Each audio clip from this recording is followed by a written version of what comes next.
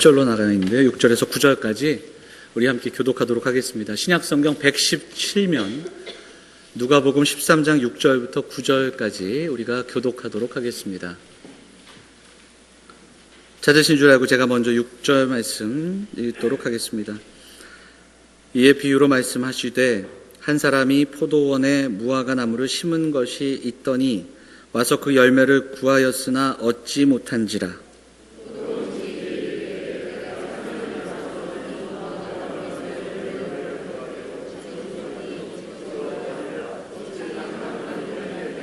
대답하여 이르되 주인이여 금년에도 그대로 두소서. 내가 두릅하고 거름을 줄이니 열면 좋거니와 그렇지 않으면 찍어버리소서 하였다 하시니라. 아멘. 호산나 찬양대 찬양하시겠습니다.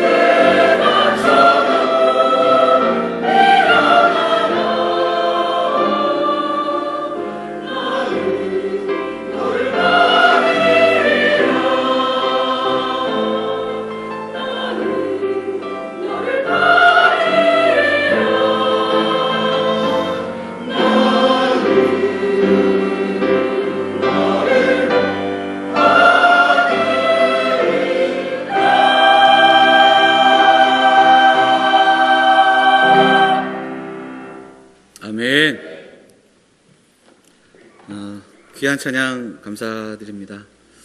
할렐루야. 한 주도 평안하셨습니까? 오늘도 주 안에서 예배하는 사랑하는 성도들에게 하나님께서 큰 은혜와 평강을 허락해 주시기를 간절히 소망합니다. 우리가 함께 교제하고 또 예배하는 가운데 부으시는 은혜가 흘러넘치는 귀한 하루가 될 수 있기를 또한 간절히 소망합니다. 그 마음 담아서 앞뒤에 계신 분들, 양옆에 계신 분들 인사하도록 하겠습니다. 잘 오셨습니다. 반갑습니다.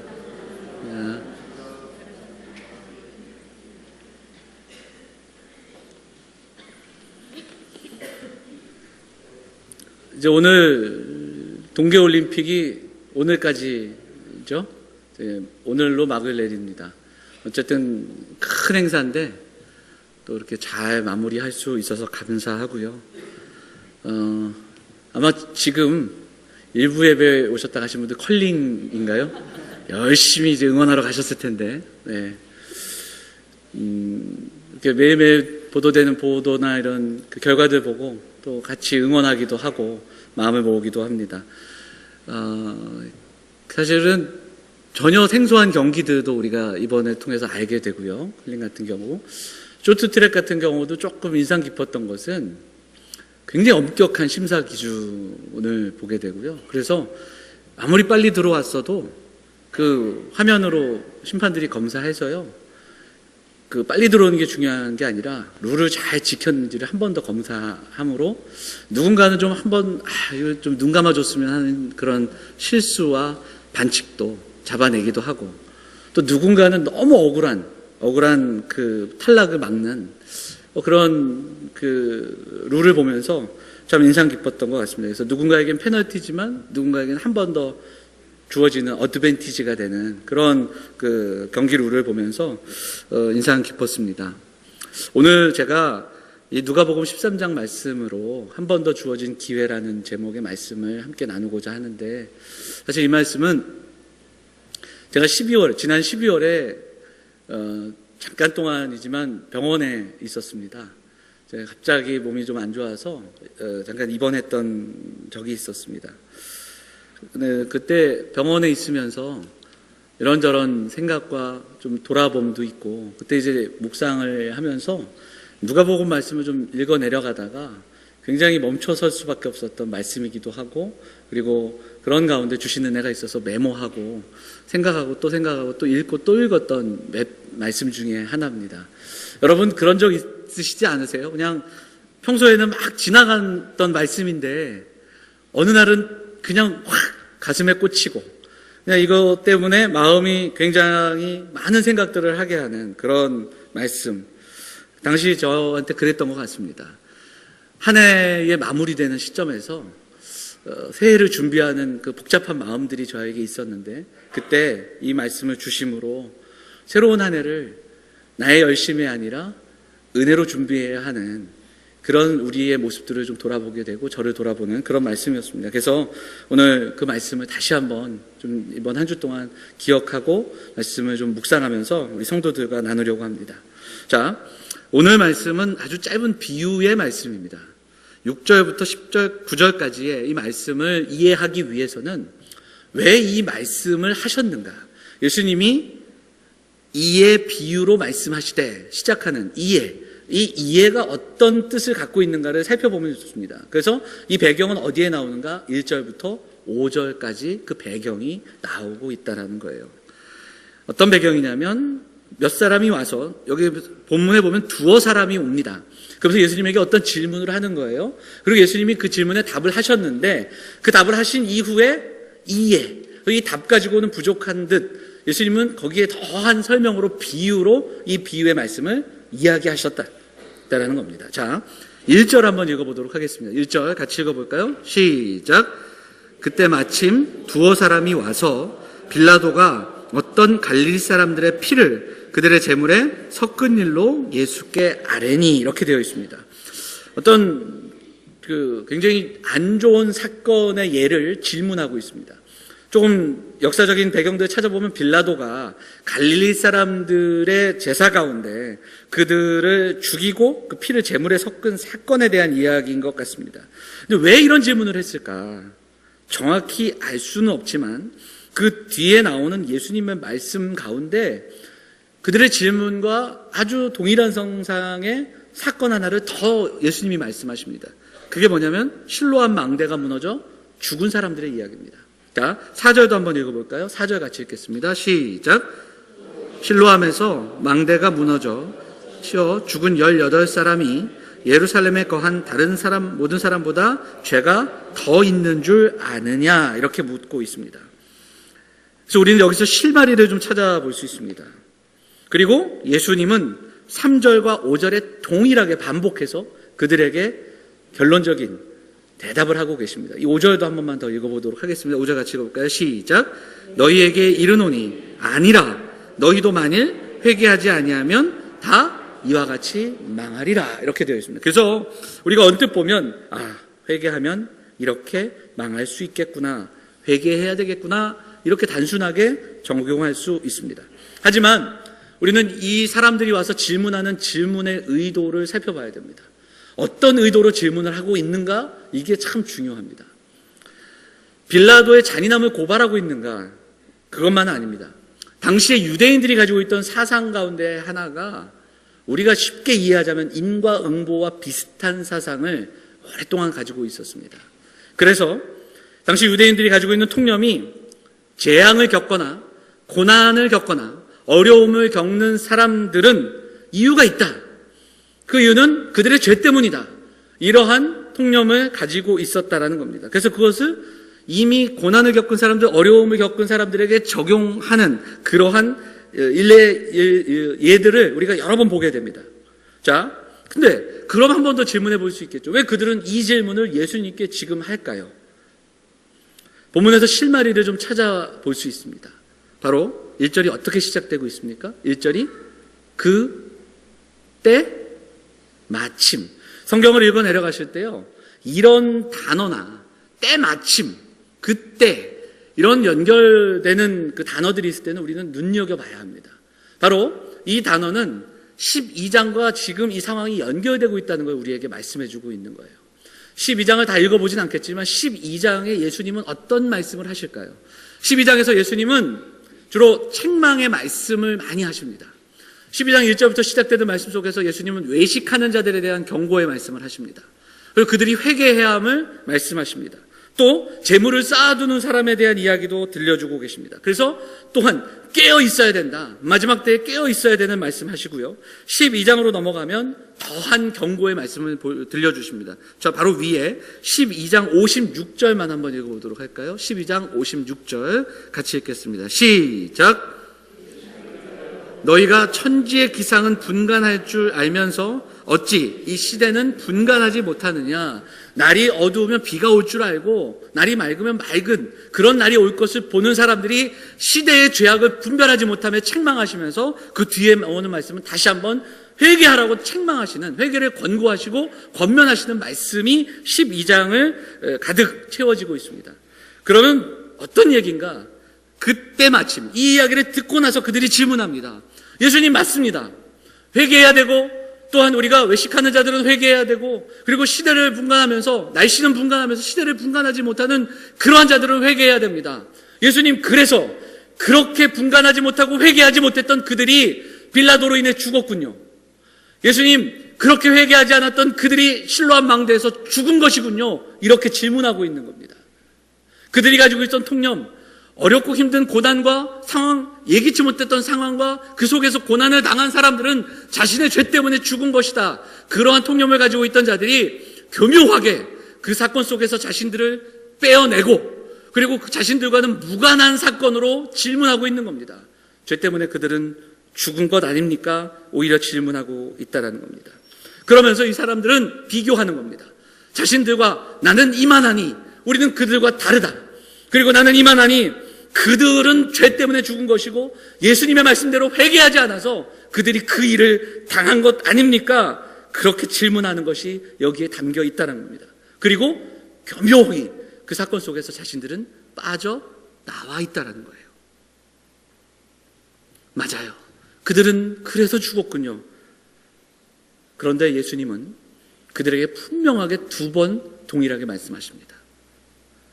너희도 너희도, 그들만이 아니라 너희도 회개해야 한다. 시대를 분별하지 못하는 건 그들만이 아니라 너희다. 이렇게 오히려 책망하고 계십니다. 예수님은 지금 질문의 방향을 타인에게 돌리고 있는, 그리고 자신들은 객관적으로 빠져나와 그것을 바라보고 있는 그들에게 질문의 방향, 말씀의 방향을 완전히 돌리고 계십니다. 너희도 회개하지 아니하면 그렇게 망할 것이다. 너희도가 중요합니다. 그 설교를 이제 나누면 그런 경우가 있었습니다. 오래전에 설교하고 나서 목사님 이번 주 설교 정말 기가 막혔습니다. 말씀 너무너무 은혜 많이 받았어요. 근데 이번 주에 하필이면 김 집사가 안 왔어요. 야, 그 말씀은 김 집사가 들었어야 되는데, 야, 이거 너무 아깝네. 이것은 그냥 지금 단적인 예로 말씀을 드리는 거고요. 얼마 전에 포항에 지진이 났을 때 많은 그 이야기들을 듣는데, 한편에서는 지진이 종교인 과세 때문에 난 거다. 교회에 세금을 부여해서 지진이 났다. 어떤 목회자는 11조를 안 하면 중병에 걸린다. 이런 이야기도 하고요. 좀 안타까운 그런 소리들을 듣게 됩니다. 미국에서 9.11 테러가 일어나고 동남아에 거대한 쓰나미가 또 닥쳐서 많은 이들이 피해를 입고, 가까운 일본은 1년에 한두 번씩 큰 태풍으로 인해서 또 여러 가지 피해를 입을 때마다 아주 한켠에서는 엉뚱한 이유들을 가지고 그들을 재단하고 그들을 저주하는, 그것이 저주로 인해 된 공식처럼 회자되는 이야기를 듣게 됩니다. 오늘 지금 예수님께 질문하는 사람들의 의도가 바로 그런 겁니다. 그들이 가지고 있던 공식이 있었습니다. 희생당하거나 불의한 사고로, 또 악한 자에게 희생당하거나 불의한 사고로 당한 사람들은 죗값을 치른 것인가? 그 질문. 그들에게는 실제 그런 생각과 그런 통념이 있었다라는 겁니다. 인생을 살아가면서 겪는 재난과 고통의 원인에 대해서 나름대로 유대인들은 하나의 공식을 갖고 있었다라는 겁니다. 그리고 이 경향은 오늘을 살아가는 우리에게도 있습니다.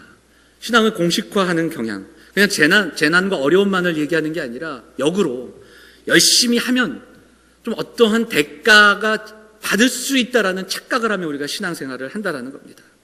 진심을 다해 헌신하고 애쓰면 우리가 이런 재난을 피해갈 수 있다라는 착각도 우리는 하고 있습니다. 조금 바꿔 생각한다면, 그래서 성도들 가운데 조금 생각하지 못했던 어려움들을 겪거나 또한 좋은 결과를 얻지 못하는 그 사고와 고난을 볼 때, 그러면 그들은 기도하지 않아서고, 기도가 부족했기 때문이고, 헌신이 부족했기 때문이고, 그리고 제대로 신앙생활하지 않았기 때문이다. 이런 잘못된 공식을 적용할 수 있다는 겁니다. 그럼 이렇게 질문해 볼 수 있습니다. 아니, 예수님께서도 지금 회개하지 않으면 망하리라 이렇게 말씀하시지 않았습니까? 질문하실 수 있겠죠. 자, 그 이야기는 오늘 우리가 봉독한 6절부터 10절 말씀을 함께 나누면서 우리가 살펴볼 수 있습니다. 오늘 봉독했던 비유의 말씀의 내용은 이렇습니다. 어떤 포도원 주인이 무화과 나무를 포도원에 심었습니다. 그리고 이 무화과 나무에서 열매가 맺어지기를 기대하고 있다라는 겁니다. 수확대가 돼서 왔는데 열매가 없는 거예요. 더구나 오늘 본문에는 3년이 됐다라는 그러한 연수의 이야기까지도 우리에게 들려주고 있습니다. 그래서 그 포도원 지기에게 저 나무 뽑아버려라 이렇게 이야기했습니다. 근데 그때 이 포도원 지기가 뭐라고 하는가? 금년에도 그대로 두소서. 내가 돌보겠습니다. 1년만 더 시간을 달라고 합니다. 앞에 이야기들과 이걸 그냥 간단하게 읽어보면, 야, 열매를 맺지 않으면 뽑히는구나, 회개해야 되겠구나, 이렇게도 묵상할 수 있습니다. 그러나 앞에 말씀드렸듯이 이 비유를 하시게 된 그 배경과 이 이야기들을 함께 살펴보면 우리는 조금 더 묵상을 해야 합니다. 여러분, 한번 물어보겠습니다. 우리 성도들 신앙생활 열심히 하시는데 회개하고 믿음생활 열심히 하고 잘하면 우리의 삶에 불행은 사라지고 꽃길을 걸어가고 재난과 고난은 우리와 상관없는 이야기가 될 수 있겠습니까? 물론 회개하며 믿음으로 살아가는 삶은 그 삶에 주신 우리의 삶에 하나님 나라를 살아가는 우리의 삶의 자세에 영향을 미칩니다. 새로운 가치관으로 새로운 선택을 하게 하고 그리고 하나님 나라를 볼 수 있게 하고 다른 가치를 붙들며 살아갈 힘과 용기를 주는 것이 사실입니다. 하지만 어려움과 재난과 재앙 이것과 회개와 믿음 여기에 어떠한 공식이 적용되지는 않습니다. 우리가 아침에 일어나면 햇빛을 바라보면서 야 오늘 날씨 좋겠구나 그리고 그 햇빛 속에서 때로는 비와 눈을 맞고 또 숨을 쉬며 살아갈 수 있는 것처럼 그것은 믿는 자들만이 아니라 누구에게나 주어지는 은혜인 것처럼 이 땅을 살아가는 삶에서 우리가 얻게 되는 그리고 경험하게 되는 고난과 또 어려움과 이 재난은 어느 누구도 피할 수 없는 보편적인 현상입니다. 믿음 생활 잘한다고 고난이 피해가고 그리고 면제되는 게 아닙니다. 요즘 여러 가지 소식을 보게 되지만 시리아라는 나라의 이야기를 들으면 참 가슴이 아픕니다. 시리아의 그 난민들 이야기, 특히 거기 어린아이들의 그 사진을 보면 도대체 어떻게 해야 하는가. 근데 이대로라면, 지금 나눈 이야기대로라면 그곳의 사람들과 그곳의 어린 아이들은 도대체 어떤 죄로 인해서 그곳에서 태어났고 그 고난을 겪는 것일까? 여러분, 어려움과 고난과 재앙은 보편적입니다. 빌라도에 의해 죽임을 당한 사람들, 실로암 망대에 죽은 사람들, 그리고 우리가 방금 얘기 나눴던 9.11 테러로 인해 그리고 쓰나미로 인해 또 여러 가지 상황들로 인해 우리 주변의 질병과 사건과 사고를 경험하는 그 모든 이야기는 우리의 이야기가 될 수도 있다는 거예요. 시리아 말씀드렸지만 이 땅에 전쟁이 일어난다면 우리의 다음 세대들과 또 우리의 자녀들도 어떤 외면될 수 없는 남의 이야기가 아닌 이야기가 될 수도 있다는 사실을 우리는 경험하게 됩니다. 소설가 박완서 선생님이라는 분이 계시죠. 그분이 일남 4녀의 자녀를 두셨습니다. 외아들인데 이 외아들이 의사가 됐는데 교통사고로 당해서 죽게 됩니다. 아들을 잃고 선생님은 묻고 또 물었답니다. 내 죄와 내가 교만하기 때문에 이런 일이 있는 건가? 그렇게 묻고 또 묻는 가운데 화가 나더래요. 내가 죄를 졌고 내가 교만하다면 나한테 하시면 되지 왜 내 아들을 데려가시냐. 계속 묻고 또 묻고 원망했습니다. 그러다가 수도원으로 가게 됐는데 그곳에서 아주 작은 깨달음을 경험하게 되고 메모를 남깁니다. 이런 이야기를 들려줍니다. 말도 안 되는 고난임에도 불구하고 이 말도 안 되는 고난이 나만 피해갈 이유가 없음을 깨달았다. 내가 제외될 수 있는 무언가 갖고 있는 사람이 아니라는 걸 깨달았다. 그런 이야기를 우리에게 들려줍니다. 그때 썼던 일기들을 모아서 만든 책이 한 말씀만 하소서라는 박완서 선생님의 이야기입니다. 요한복음 9장에 보면 날 때부터 시각장애를 가진 맹인의 이야기가 나와 있습니다. 제자들이 묻습니다. 누구의 죄로 인함입니까? 부모의 죄 때문입니까? 그 사람의 죄 때문입니까? 예수님은 아니다. 이 사람을 통해 하나님의 영광을 드러내실 것이다. 그리고 그를 고쳐주십니다. 오늘 본문은 재난과 어려움, 그 재난의 이유와 결과를 공식처럼 생각하고 질문하는 사람들의 질문으로 시작됩니다. 그리고 회개에 대한 이야기가 거듭 반복됩니다. 그리고 회개와 열매. 그래서 회개하지 않으면, 열매 맺지 않으면 뽑힐 수 있다. 그렇게도 생각할 수 있겠습니다. 회개하면 재앙에서 건진받을 수 있겠다. 그런 묵상도 할 수 있겠습니다만 오늘 말씀은 오히려 죄로 인해 재앙이 임하니 빨리 회개하라는 말씀에 끝나는 것이 아니라 죄와 재앙을 연결하면서 그리고 공식화시켜서 나는 이만하면 잘하고 있다는 착각을 하는 사람들을 책망하고 계시는 말씀이라는 겁니다. 나는 이만하니 죄와 재앙을 면했고 그래도 내가 수고하고 헌신함으로 그래도 이만큼 살아갈 수 있다, 그렇게 자신의 삶에 안주되어 있는, 타인과 나를 비교하며 신앙생활하고 있는 그들을 향하여 주시는 경고의 말씀임을 좀 살펴볼 수 있으면 좋겠습니다. 저는 사랑하는 우리 영암의 성도들이 정말 어려움 없이 좋은 일들만 있기를 소망합니다. 제가 어렵고 힘든 때 가서 신방하기보단 우리 성도들 좋은 일이 많아 함께 기뻐하고 또 함께 축하할 일들이 많기를 소망합니다. 그럼에도 불구하고 해가 바뀌고 시간이 가면 때로는 어려움을 겪은 가정들이 있고, 때로는 환난 속에서 기도가 필요한 가정을 만나게 되고, 때로는 육신의 연약함으로 정말 함께 기도하고 또 붙들어야 할 그러한 성도들의 어려움도 겪게 됩니다. 반대로 그런 가운데 우리가 살아가는 삶 가운데 기도하며 또 주어진 삶을 살아갈 때 정말 하나님 은혜 주셔서 하는 일마다 또 좋은 결과들을 가지고 또 하나님 앞에 기뻐하는 가정들도 있습니다. 여러 모양의 형태들의 우리의 삶의 모습들을 보게 됩니다. 그런데 오늘 이 시간에 이 말씀을 기억하면서 우리의 형편과 상황을 떠나 믿음으로 살아가는 삶, 회개의 길을 걸어가는 삶, 하나님 앞에 온전하게 우리의 믿음으로 오늘을 돌아보며 하나님 앞에 살아가는 이 삶은 지금 우리의 형편과 상황과 상관없이 저와 여러분 우리 모두에게 절박한 일이라는 것, 가장 중요하고 어느 누구에게도 뒤로 처질 수 있는, 아니 우리에게 가장 소중한 일임을 기억하면서 예배하고 기도하고 결단하는 우리 사랑하는 성도들이 다 될 수 있기를 간절히 소망합니다. 천지의 기상을 분별하는 것처럼 이 세대를 분별하는 사람들이 되어야 하는 것이 우리 모두에게 가장 중요하다는 사실을 우리는 기억할 수 있어야 합니다. 정말 분명히 기억해야 하는 것이 있습니다. 힘들고 어려울 때 우리는 정말 이겨내려고 노력합니다. 그 결론, 우리 인생에 주어진 공고한 삶의 결론인 심지어 죽음과의 싸움 앞에서도 우리는 담대하게 서고자 하는 마음들이 있습니다. 그런데 여러분, 인생을 살아가면서 우리에게 주시는 고난, 이 모든 고난들, 우리의 삶의 문제들 실제로 우리가 다 해결할 수 없습니다. 우리의 몫이 아니라는 거예요. 우리가 정면 승부한다면 질 수밖에 없는 그런 싸움, 아무리 건강을 관리하고 몸에 좋은 것을 먹어도 우리는 질병에 걸리기도 하고, 그리고 심지어는 치료로 인해 우리의 수명이 연장되는 선상에서 우리는 그렇게 살아가는 겁니다.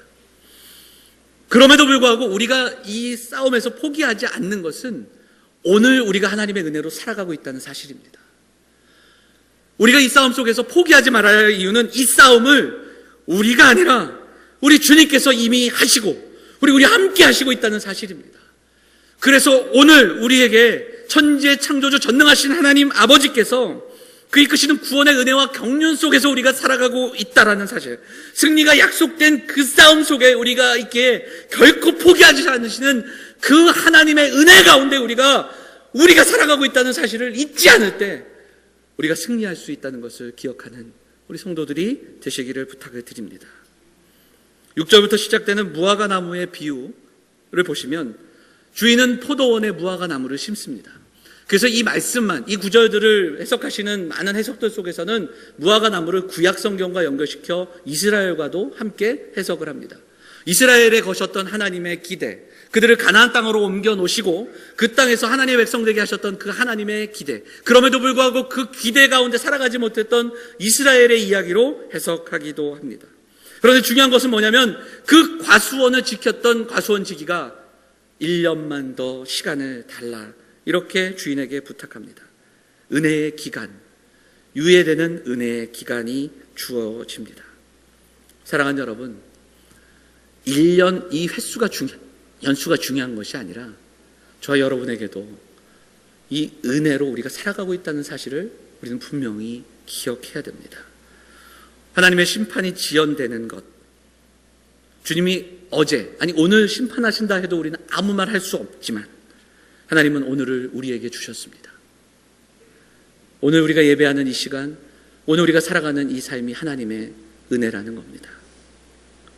우리에게 어떤 조건이나 이유가 있어서가 아니라 일방적으로 우리에게 주신 하나님의 은혜이며 우리에게 기대하시고 기다리시는 하나님의 은혜라는 사실입니다.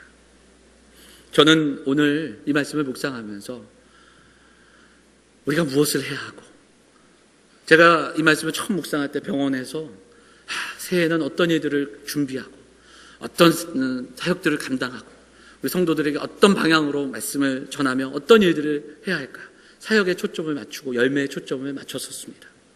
그런데 오늘 말씀은 그렇게 다가오지 않습니다. 우리가 무언가를 함으로 쓸모있는 존재가 되는 게 아닙니다. 아무것도 아닌 우리를 기다리시고 기대하시는 주님의 은혜를 먼저 만나는 우리 성도들이 되어야 합니다. 사랑하는 여러분, 우리의 모든 삶에 녹아있는 하나님의 은혜를 깨닫고 발견하며 살아가는 것이 정말 중요합니다. 우리의 죄와 무가치함을 깨닫고 오늘 우리에게 주시는 그 하나님의 은혜와 부요와 충만하심을, 그 측량할 수 없는 사랑을 감사와 감격으로 가슴에 안고 시작할 때, 그때 그 시작으로 인해 맺혀지는 열매가 진짜 열매라는 사실을 기억하는 우리 성도들이 되시기를 부탁을 드립니다. 느리게 사는 즐거움이라는 책에서 그 저자가 이렇게 이야기합니다. 어제는 이미 기한이 지난 수표다. 내일은 지급을 약속한 청구서다. 오직 오늘만이 우리가 가진 현금이다. 이렇게 이야기합니다. 오늘을 현명하게 쓰라. 우리가 요즘, 제가 이번 주에 여러 번 이야기를 좀 나눴는데 요즘 새벽에 잠언 말씀을 묵상하고 있습니다. 한 달 동안 잠언 말씀을 묵상하는데 잠언 27장에서 이런 말씀을 우리에게 주십니다. 너는 내일 일을 자랑하지 말라. 하루 동안에 무슨 일이 일어날는지 네가 알 수 없음이니라. 번역본을 바꿔서 찾아보니까 너희는 내일이 너의 것이라 생각하지 말라, 이렇게 되어 있습니다. 그래서 마태복음에 보면 염려와 근심을, 그래서 내일 일을 염려하지 말라. 내일은 내일이 염려할 것이다. 이렇게 성경은 우리에게 말씀하고 있습니다. 그렇습니다. 오늘 우리에게 주신 은혜의 날, 오늘이 은혜의 날이고 내일은 우리의 것이 아니라면 오늘 받은 은혜, 오늘 주심에 감사하고 구원받음을 기억하고 순전한 그 사랑의 마음으로 기쁨과 감격 속에서 시작하는 우리 성도들의 발걸음이 되어야 거기에서 맺어지는 열매가 진짜 우리를 향한 그 기대하시는 열매인 줄 믿고 그렇게 하나님 기대하시는 열매를 맺어가는 우리 사랑하는 영암의 성도들 다 되시기를 주의 이름으로 축원을 드립니다. 우리가 이 이야기를 붙들고 좀 기도했으면 좋겠습니다. 그러면서 한 가지 더 기도하기를 원하며 결단하기 원하는 것은, 그렇다면 우리가 그 열매를 바라보며 믿음으로 살아간다는 것은, 믿음으로 살아감에도 때로는 공고한 일을 겪게 되고 때로는 아픔을 겪게 되고 때로는 실수할 수 있고 넘어질 수 있기에, 사랑하는 영암의 성도들은 그 믿음으로 살아간다는 그 삶을 통해 무언가를 탓하는 인생들이 아니라, 무언가를 탓하며 누군가를 탓하는 인생이 아니라 뜻을 붙들고 뜻을 발견하며 살아가는 믿음의 사람들 다 되시기를 간절히 소망합니다. 보면 사람들은 어려움을 만나면 첫 번째로 남의 탓을 한답니다. 그리고 그 다음이 뭔가 내 탓을 한답니다.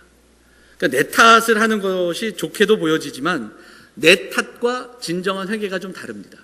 회개, 이것은 한자 그대로 뉘우침과 고침이 함께 있는 겁니다. 그냥 탓만 하면 안 돼요. 이 내 탓이 죄의식으로 가게 되면 마치 베드로의 회개와 가롯 유다의 어떤 탄식과 그런 그 자책이 이렇게 우리에게 들려지는 것처럼 다른 잘못된 자책과 자기 혐오에 머물 수 있다는 겁니다. 그리고 그 다음이 하나님 탓을 한답니다. 잠언 말씀 한 구절만 더 보도록 할게요. 19장에 보면 이렇게 말합니다. 사람이 미련함으로 자기 길을 굽게 하고 마음으로 여호와를 원망하느니라. 내 길이 굽어졌다라는 것을 가지고 하나님께 원망한다라는 거예요. 사랑하는 여러분, 회개는 돌아감입니다. 그것은 돌아서서 서 있는 게 아니라 잘못된 길에서 돌아서서 제대로 된 길을 걸어가는 겁니다. 창조와 구속으로 이어지는 하나님의 놀라운 경륜 속에 하나님 나라를 살아가고 있기에 우리는 그 발걸음을 걸어가는 겁니다. 하나님의 뜻을 향해. 남 탓과 내 탓과 하나님 탓하며 살아가는 게 아니라 바로 하나님의 뜻을 향해 걸어가는 겁니다.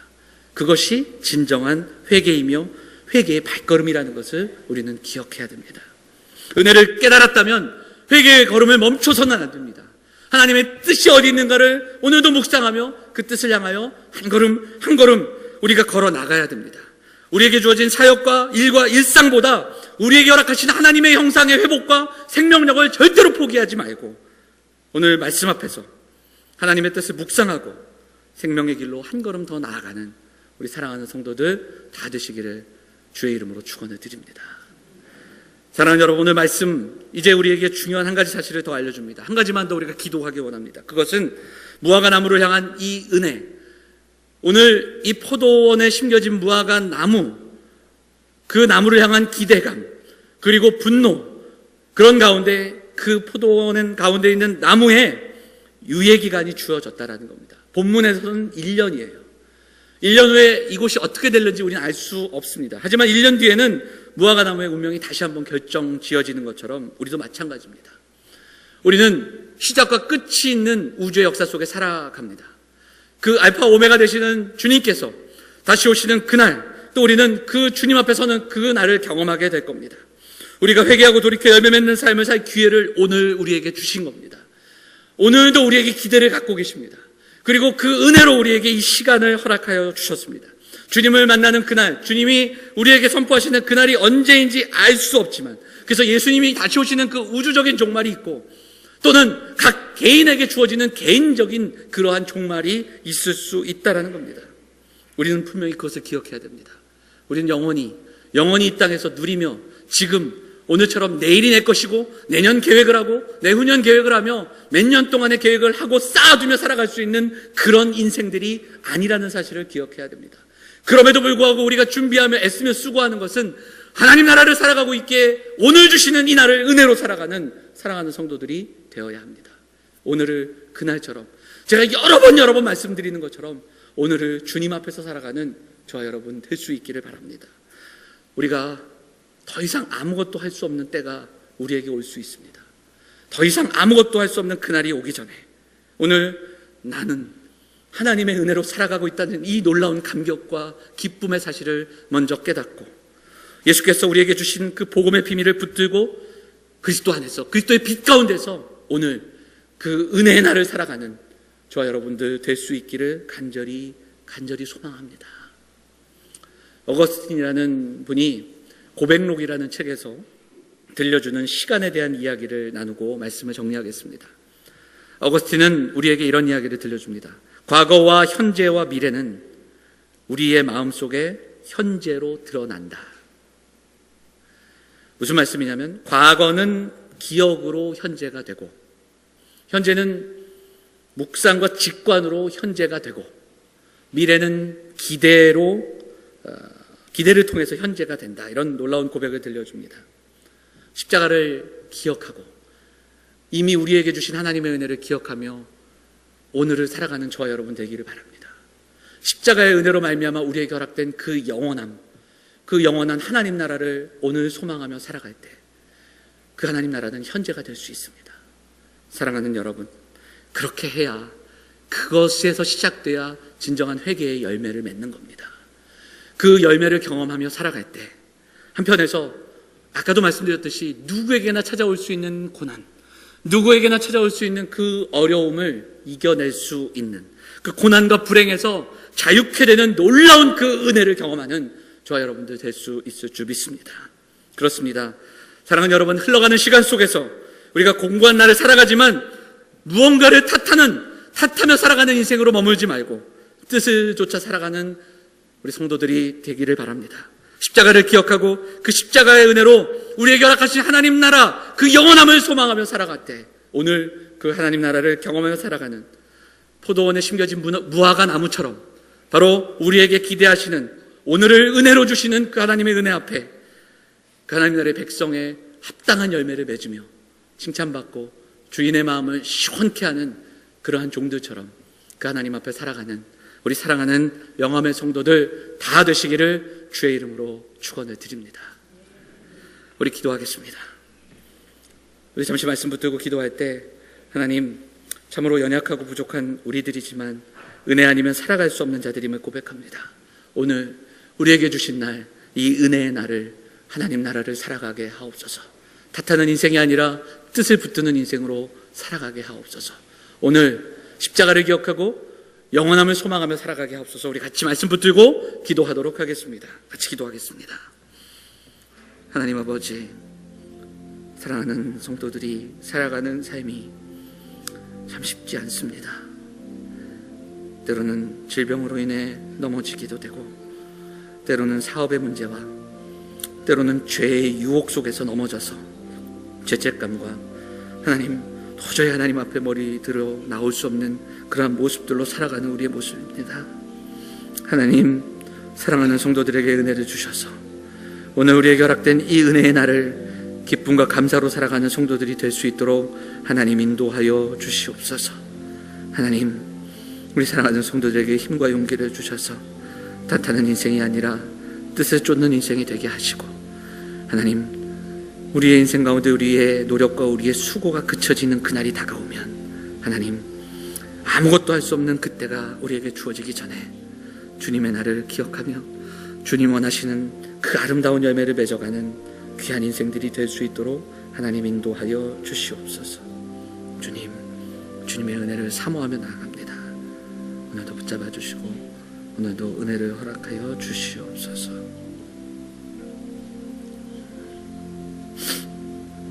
사랑과 은혜가 풍성하신 하나님 아버지, 오늘도 우리에게 은혜의 날을 허락하여 주시니 감사드립니다. 바쁜 삶이고 곤고한 삶이고 분주한 우리의 삶의 일상이지만 오늘도 주 앞에 나와 하나님 기도하며 나아가는 이 발걸음들 주여 복되게 하여 주시고 주의 말씀을 붙잡게 하시고 날마다 주께 나아가는 우리 성도들의 발걸음이 될 수 있도록 하나님 인도하여 주시옵소서. 오늘 우리에게 주신 날 십자가를 기억하며 나아가게 하시고 하나님의 형상이 회복되어 하나님, 우리가 우리에게 허락된 영원한 삶을 소망하며 하나님 나라를 소망하며 살아가므로 우리 성도들 오늘 하나님 나라를 경험하며 살아가는 믿음의 사람들이 될 수 있도록 인도하여 주시옵소서. 환경과 상황을 뛰어넘는 믿음이 있게 하시고 그 믿음으로 삶이 해석되고, 그래서 우리의 모든 삶이 거하든지 떠나든지 주를 기쁘시게 하는 자가 되어서 주인의 마음을 시원케 하는 종들의 모습처럼 우리도 그렇게 주님 앞에 칭찬받는 믿음의 사람들이 될 수 있도록, 주님을 기쁘시게 하는 인생들 될 수 있도록 인도하여 주시옵소서.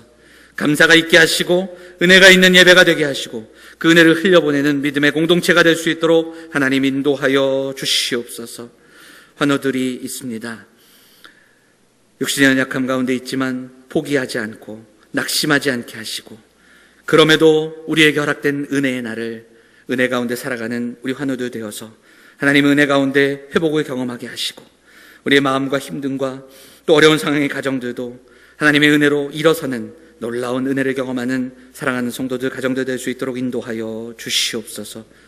하나님, 오늘도 주 앞에 나와 예배하며 삶을 드리고 예물을 드리며 또 쓰임받는 일꾼들로 살아가기를 소망하는 사랑하는 성도들 붙들어 주시고 저들의 가정과 산업 위에 은혜를 더하시며 주의 몸된 교회가 이 귀한 사역들을 잘 감당하는 귀한 믿음의 공동체 될 수 있도록 인도하여 주시옵소서.